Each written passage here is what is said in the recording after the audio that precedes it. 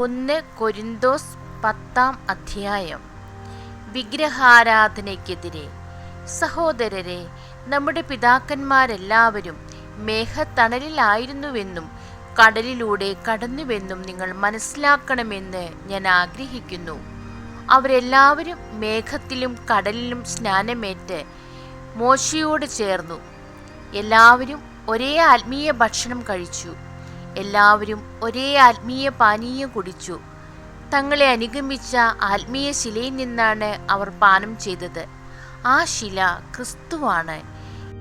എന്നാൽ അവരിൽ മിക്കവരിലും ദൈവം പ്രസാദിച്ചില്ല. അവരെല്ലാം മരുഭൂമിയിൽ വെച്ച് ചിതറിക്കപ്പെട്ടു. അവരെപ്പോലെ നാം തിന്മ ആഗ്രഹിക്കാതിരിക്കാൻ ഇത് നമുക്ക് ഒരു പാഠമാണ്. അവരിൽ ചിലരെ പോലെ നിങ്ങൾ വിഗ്രഹാരാധകർ ആകരുത്.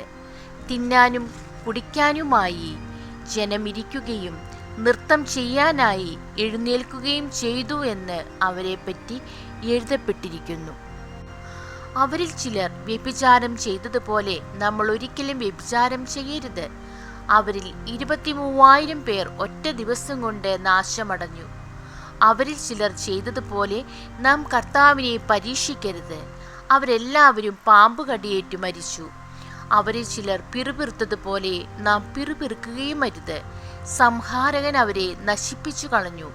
ഇതെല്ലാം അവർക്ക് ഒരു താക്കീതായിട്ടാണ് സംഭവിച്ചത്. നമുക്ക് ഒരു പാഠമാകേണ്ടതിന് അവയെല്ലാം എഴുതപ്പെട്ടിരിക്കുന്നു. യുഗങ്ങളുടെ അന്തിമഘട്ടം നമ്മിലാണല്ലോ വന്നെത്തിയിരിക്കുന്നത്. ആകയാൽ നിൽക്കുന്നു എന്ന് വിചാരിക്കുന്നവൻ വീഴാതെ സൂക്ഷിച്ചുകൊള്ളട്ടെ. മനുഷ്യ സാധാരണമല്ലാത്ത ഒരു പ്രലോഭനവും നിങ്ങൾക്ക് നേരിട്ടിട്ടില്ല.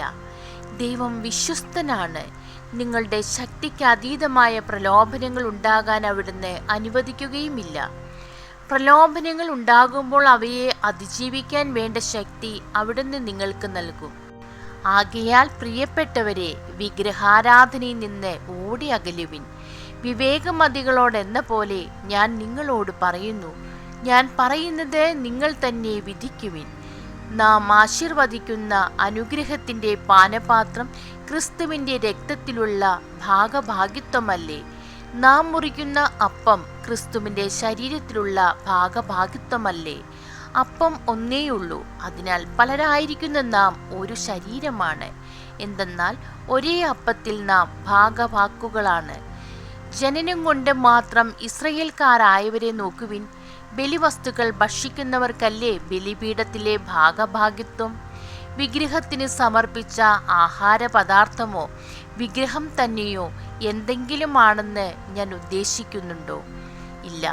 വിജാതിയർ ബലിയർപ്പിക്കുന്നത് പിശാചിനാണ്, ദൈവത്തിനല്ല എന്നാണ് ഞാൻ പറയുന്നത്. നിങ്ങൾ പിശാചുകളുടെ പങ്കാളികളാകാൻ ഞാൻ ആഗ്രഹിക്കുന്നില്ല. ഒരേ സമയം കർത്താവിൻ്റെ പാനപാത്രവും പിശാചുക്കളുടെ പാനപാത്രവും കുടിക്കാൻ നിങ്ങൾക്ക് സാധിക്കുകയില്ല. കർത്താവിൻ്റെ മേശയിലും പിശാചുക്കളുടെ മേശയിലും ഭാഗഭാക്കുകളാകാനും സാധിക്കുകയില്ല. കർത്താവിൽ നാം അസൂയ ഉണർത്തണമോ? നാം അവിടത്തേക്കാൾ ശക്തരാണോ? എല്ലാം ദൈവമഹത്വത്തിന്. എല്ലാം നിയമാനുസൃതമാണ്, എന്നാൽ എല്ലാം പ്രയോജനകരങ്ങളല്ല. എല്ലാം നിയമാനുസൃതമാണ്, എന്നാൽ എല്ലാം പടുത്തുയർത്തുന്നില്ല.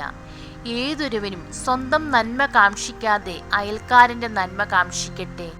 ചന്തയിൽ വിൽക്കപ്പെടുന്ന ഏതുതരം മാംസവും വാങ്ങി മനഃചാഞ്ചല്യം കൂടാതെ ഭക്ഷിക്കുവിൻ. കാരണം ഭൂമിയും അതിലുള്ള സർവവും കർത്താവിൻ്റേതാണ്.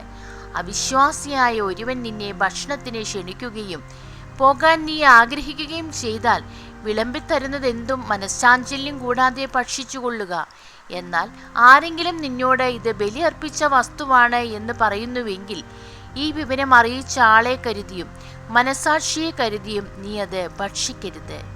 നിന്റെ മനസാക്ഷിയല്ല അവൻ്റേതാണ് ഞാൻ ഉദ്ദേശിക്കുന്നത്. എൻ്റെ സ്വാതന്ത്ര്യം മറ്റൊരുവൻ്റെ മനസാക്ഷി കൊണ്ട് എന്തിന് വിധിക്കപ്പെടണം? കൃതജ്ഞതയോടെയാണ് ഞാൻ അതിൽ ഭാഗമാക്കുന്നതെങ്കിൽ ഞാൻ കൃതജ്ഞത അർപ്പിക്കുന്ന ഒന്നിനു വേണ്ടി എന്തിനെന്നെ കുറ്റപ്പെടുത്തണം? അതിനാൽ നിങ്ങൾ ഭക്ഷിക്കുകയോ പാനം ചെയ്യുകയോ മറ്റെന്തെങ്കിലും പ്രവർത്തിക്കുകയോ ചെയ്യുമ്പോൾ അവയെല്ലാം ദൈവമഹത്വത്തിനായി ചെയ്യുവിൻ. യഹൂദർക്കോ ഗ്രീക്കുകാർക്കോ ദൈവത്തിൻ്റെ സഭയ്ക്കോ നിങ്ങൾ ദ്രോഹമൊന്നും ചെയ്യരുത്. ഞാൻ തന്നെയും എല്ലാവരുടെയും രക്ഷയെ പ്രതി അനേകരുടെ പ്രയോജനത്തിനായി എൻ്റെ പ്രയോജനം നോക്കാതെ എല്ലാ കാര്യങ്ങളിലും എല്ലാവരെയും പ്രീതിപ്പെടുത്താൻ പരിശ്രമിച്ചുകൊണ്ടിരിക്കുന്നു. ദൈവമേ, സ്തുതി അങ്ങേക്ക് യോഗ്യമാകുന്നു.